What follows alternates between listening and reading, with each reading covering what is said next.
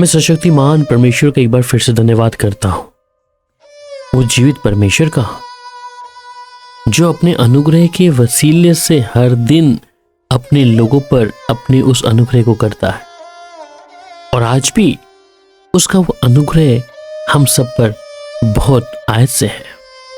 आइए आज के प्रतिदिन के आत्मिक मन्ना पर मनन करें। दूसरा तिमुथियुस 2 अध्याय और उसकी 15 आयत में अपने आप को परमेश्वर का ग्रहण योग्य और ऐसा काम करने वाला ठहराने का प्रयत्न कर जो लज्जित होने ना पाए और जो सत्य के वचन को ठीक रीति से काम में लाता हो। तिमोथियस जो पौलुस के उस छत्र छाया में है, और पौलुस तिमोथियस को हमेशा सिखाता आया है, और तिमोथियस जो है पौलुस की अधीनता में है। और जब पौलुस उन बातों को तिमोथियस को सिखाता है कि वो कलीसिया पर जो लोग प्रभु ने उसे दिए हैं, और इस बात के विषय में कि तिमोथियस परमेश्वर के उस ग्रहण योग्य और ऐसा काम वाला ठहरने का प्रयत्न करें। इसका मतलब कि सर्वशक्तिमान परमेश्वर के लिए हर एक विश्वासी जो है वो परमेश्वर के सेवक के रूप में प्रभु देखता है, गवाह के रूप में देखता है।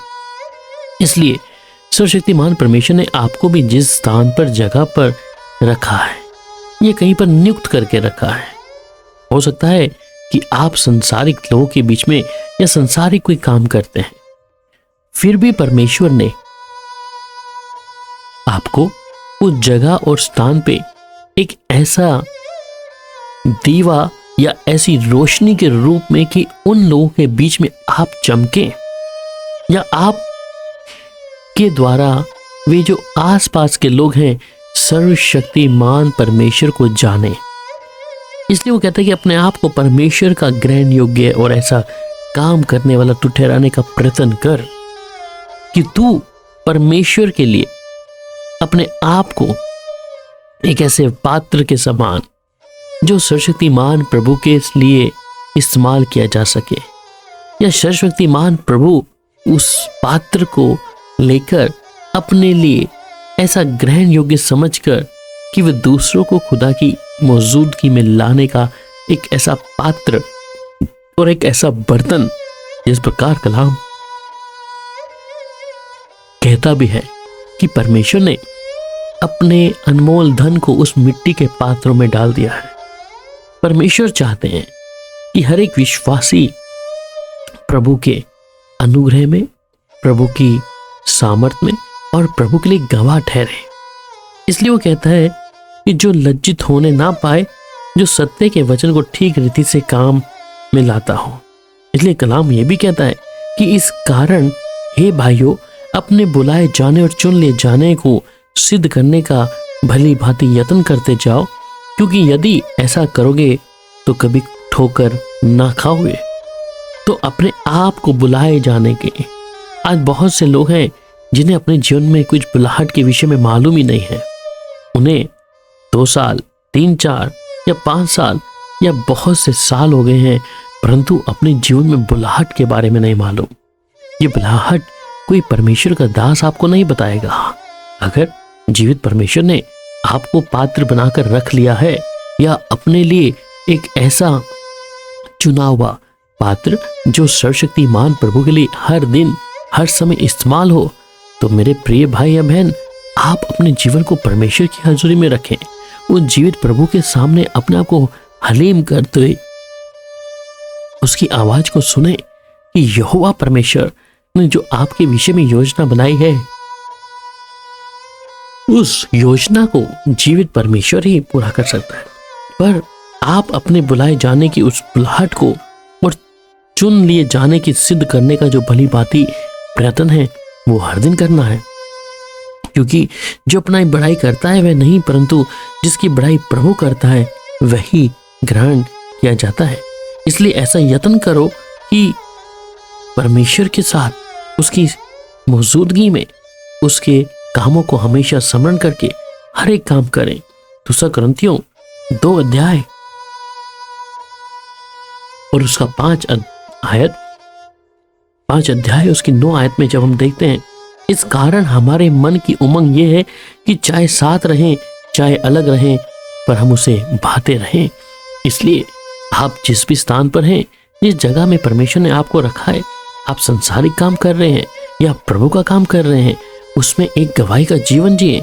चाहे आप प्रभु की उस गवाही को अपने जीवन के माध्यम से लोगों के जीवन को परिवर्तित करते हुए प्रभु की हजूरी में समय बिताएं। इसलिए हर एक व्यक्ति इस बात को जान ले कि वो चुना हुआ है, जिसे परमेश्वर ने चुना है मां के गर्भ से, कि उसके लिए हम एक गवाह ठहरे। इसलिए पहला थिस्सलुनीकियों 2 अध्याय 4 आयत में भी कहता है, पर जैसा परमेश्वर ने हमें योग्य ठहराकर सुसमाचार सौंपा, हम वैसा ही वर्णन करते हैं, और इससे में मनुष्य को नहीं परंतु परमेश्वर को जो हमारे मनों को जांचता है प्रसन्न करते हैं।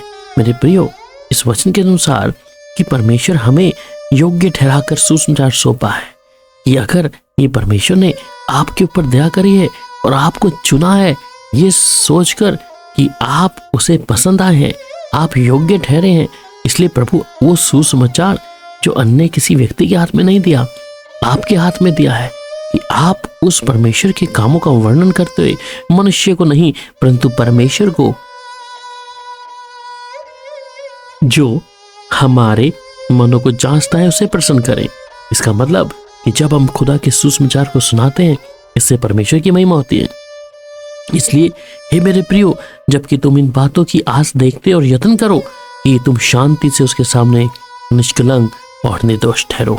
इसलिए प्रभु की सेवा को जो प्रभु आपको दिया है, काम करते वक्त, घर के काम करने वक्त या बाहर, प्रभु की उस बुलाहट को पहचाने और प्रभु में निरंतर आशीष पाते रहे, निरंतर उसके साथ आत्मिक तौर पे मजबूत होते जाए। आइए प्रार्थना करें। अगर आप में से कोई ऐसा बहन या भाई है जो अपने जीवन में अपनी उस बुलाहट को नहीं पहचान पा रहा, तो अवश्य है कि जब आज हम प्रार्थना करेंगे, परमेश्वर अपनी उस बुलाहट को जो आपके जीवन में दी है, आप उसे जान पाएंगे। और आज और अभी और इसी वक्त जब हम प्रार्थना करेंगे, प्रभु आपके लिए उत्तम एक ऐसे चिन्ह के रूप में उन बातों को आप पर दर्शाएगा कि आप उसकी बुलाहट को पहचान सकें। आइए प्रार्थना करें। प्यारे पिता, आज सुबह के समय प्रभु हम आपके शुक्रगुजार हैं, धन्यवाद करते हैं प्रभु जी। आप अपने अजीज बेटा बेटियों के जीवन में प्रभु जी अपनी महान करुणा को करें प्रभु, जिनको प्रभु अभी तक इस विषय में मालूम नहीं है कि परमेश्वर की बुलाहट क्या है मेरे जीवन में। आप संसारिक काम कर रहे हैं, परंतु इच्छा है, शरीर में इच्छा है कि प्रभु के कामों को मैं पूरा कर पाऊं। प्यारे प्रभु, इस समय मैं एक एक अजीज प्यारी बहन को, प्यारे भाई को प्रभु आपके जोरावर हाथों में रखता हूं। चाहता हूं प्रभु आप इनके जीवन में उस मार्ग को खोल के दें जो आपने इनके लिए मुकर्रर करके रखा है, और आज आपकी उस आवाज को सुने जिधर भी रखा है। एक गवाही के जीवन में प्रभु आप इन्हें इस्तेमाल करें प्रभु। धन्यवाद करता हूं प्रभु, जब इस प्रार्थना को ये लोग विश्वास से ग्रहण करते हैं कि सर्वशक्तिमान परमेश्वर मेरे लिए उत्तम मार्ग खोल के दिया है अपने कामों के लिए, तो आज उन बातों को जाहिर करें प्रभु इनके विश्वास के अनुसार। प्यारे पिता, आपका धन्यवाद प्रार्थना सुनने के लिए, प्रभु यीशु के मधुर और मीठे नाम में, आमीन।